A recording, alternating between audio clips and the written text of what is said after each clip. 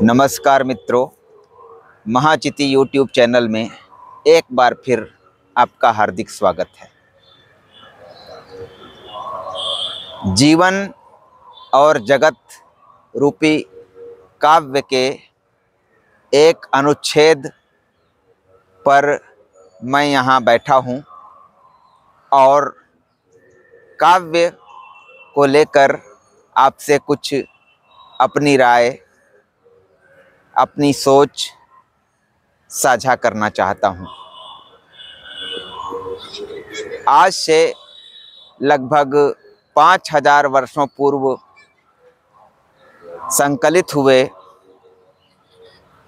भारतीय साहित्य के आदि ग्रंथ के रूप में चर्चित ऋग्वेद में एक उक्ति है, पश्य देवस्य काव्यम न ममार न जीर्यति। यानी परमात्मा के इस काव्य यानी जगत को देखो, जो न मरता है न बूढ़ा होता है।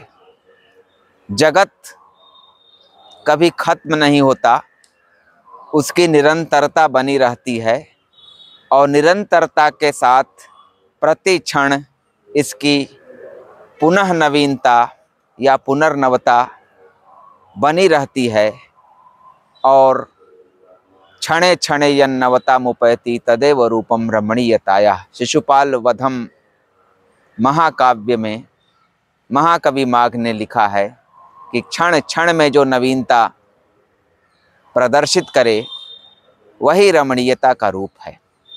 रमणीयता को लेकर ख्याल आता है कि प्रसिद्ध काव्य शास्त्री पंडित राज जगन्नाथ ने काव्य को रमणीयता के आधार पर परिभाषित किया था। रमणीय अर्थ प्रतिपादक शब्दः काव्यम।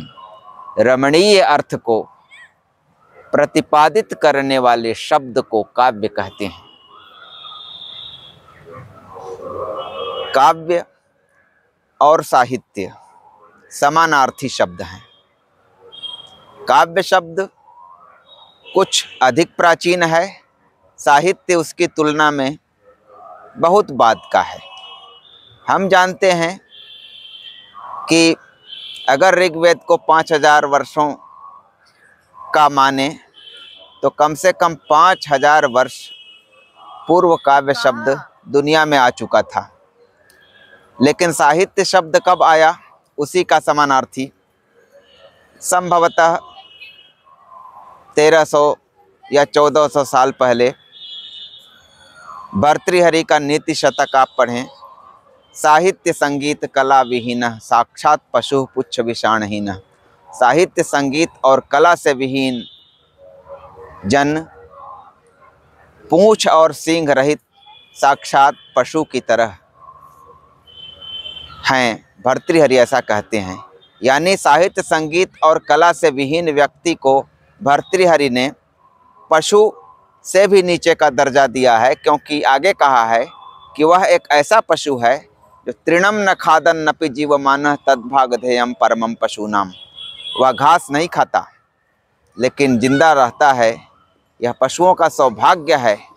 मतलब पशुओं का चारा बच जाता है।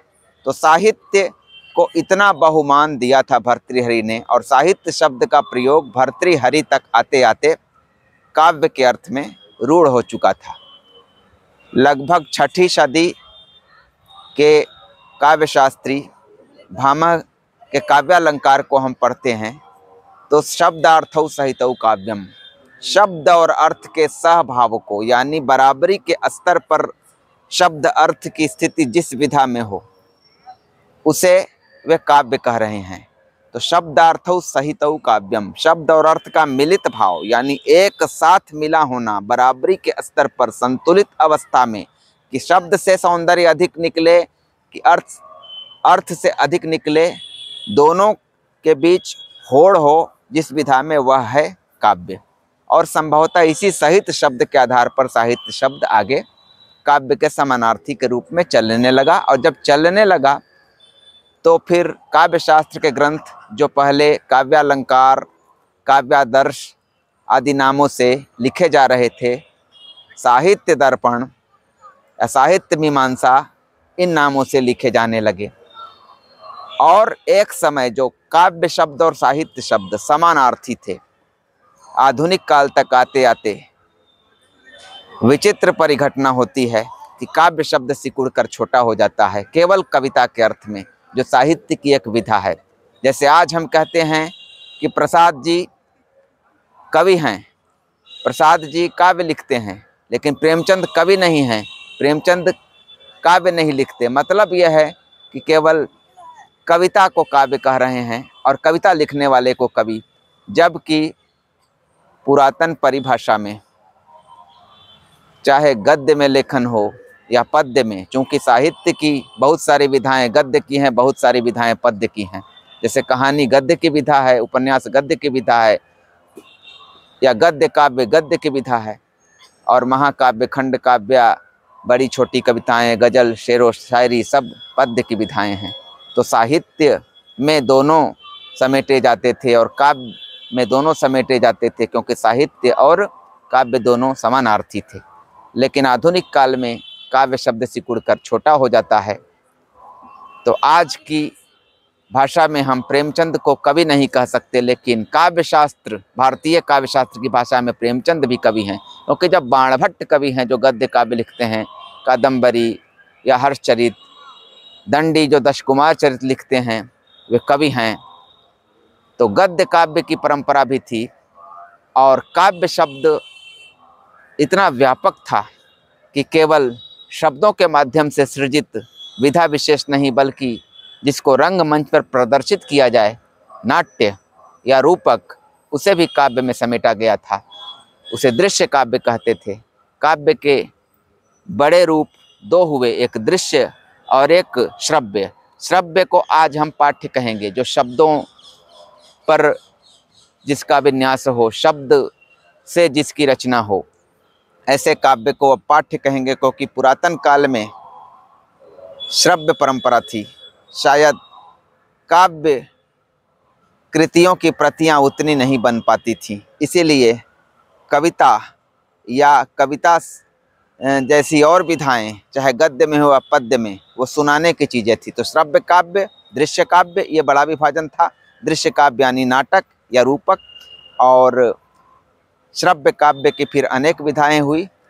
तो आज जो हमने एक छोटी सी चर्चा आपके सामने रखी काव्य और साहित्य को लेके, उसमें अब एक बात जोड़कर इस वीडियो को समाप्त करना चाहता हूं कि आखिर काव्य अथवा साहित्य के स्वरूप को हम किस रूप में पहचानें, कैसे पहचानें, उसमें क्या होता है जो ज्ञान या आस्वाद की बाकी विधाओं से उसका अंतर होता है। ये कृति काव्य की या साहित्य की कृति है और ये कृति साहित्येतर है, कैसे हम पहचानें। तो इसे पहचानने के लिए मेरे हिसाब से, मैंने जहाँ तक सोचा है, 4 मुख्य तत्व होने चाहिए। एक तो साहित्य मानव जीवन की कथा या मानव जीवन के प्रसंगों पर आधारित चित्रण, मानव की अनुभूतियों पर आधारित चित्रण के रूप में है, पहला तत्व ये है।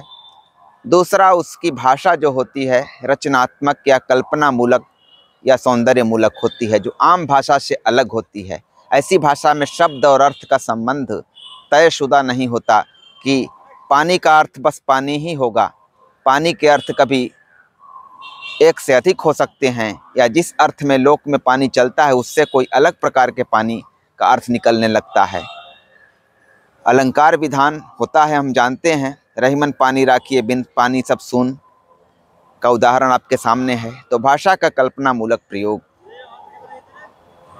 तीसरी बात है कि वर्तमान जो जीवन है जिस पर आधारित वो काव्य है, या कोई भी जीवन, चाहे अतीत का जीवन हो उस पर आधारित काव्य है, या कोई कल्पित अतीत या कल्पित कोई जीवन चित्रण हो, उसमें जो भी वर्तमान उसका है उसको बदलने की चेष्टा दिखाई देती है, कोशिश दिखाई देती है। क्योंकि जीवन की उन स्थितियों से रचनाकार बराबर असंतुष्ट होता है, कुछ ऐसा उसमें दिखाई देता है जो उसे असंतुष्ट करता है और उसे आगे एक आदर्श चित्रण की ओर प्रेरित करता है कि एक आदर्श समाज, एक वैकल्पिक समाज हो।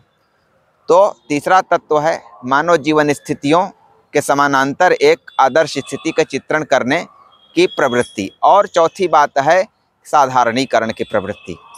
कवि जैसा अनुभूत कर रहा है, साहित्यकार जैसा अनुभूत कर रहा है, उस अनुभूति के समकक्ष लगभग उसी के बराबर श्रोताओं या पाठकों को अनुभूत भी कराना चाहता है। यह है साधारणीकरण की प्रवृत्ति।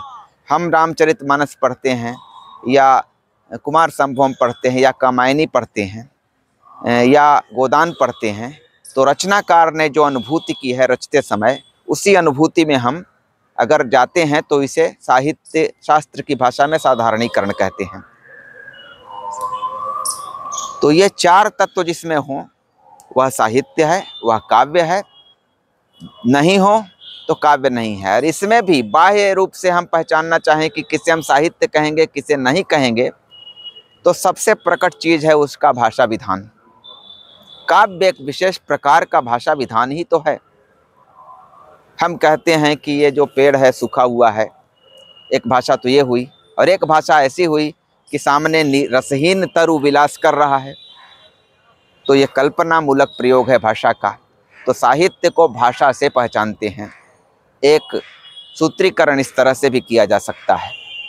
वैसे तो इस पर बड़ी बड़ी बातें होंगी और कई विरोधाभासी स्थितियां भी निकल के आएंगी, लेकिन सामान्य रूप से एक गोदान जैसी रचना आपके सामने रखी हुई हो और एक किसान जीवन की दुर्दशा पर आधारित कोई थीसिस, आप आसानी से पहचान पाएंगे या पाएंगी कि कौन साहित्य है कौन साहित्य नहीं है, कौन काव्य है कौन काव्य नहीं है। साहित्य को हमने एक खास संदर्भ में यहाँ आपके सामने रखा है, और साहित्य या लिटरेचर को हम और व्यापक बनाएं तो दुनिया में जो कुछ वाङ्मय है, चाहे वो सूचनात्मक हो चाहे वो ज्ञानात्मक हो, सब साहित्य हैं। लेकिन हम साहित्य के विशिष्ट प्रयोग को लेकर ये बातें आपसे साझा कर रहे हैं। इसके चार तत्व हमने आपके सामने निर्धारित किए। इस अर्थ में भूगोल की किताब, इतिहास की किताब साहित्य नहीं है। गोदान, राम की शक्ति पूजा, कुमार संभवम, रामचरितमानस, वाल्मीकि रामायण, ये सब साहित्य हैं। आज के वीडियो में इतना ही। जल्द ही कोई नया विषय लेकर किसी नए वीडियो में मैं आपके समक्ष उपस्थित होऊंगा। तब तक के लिए नमस्कार।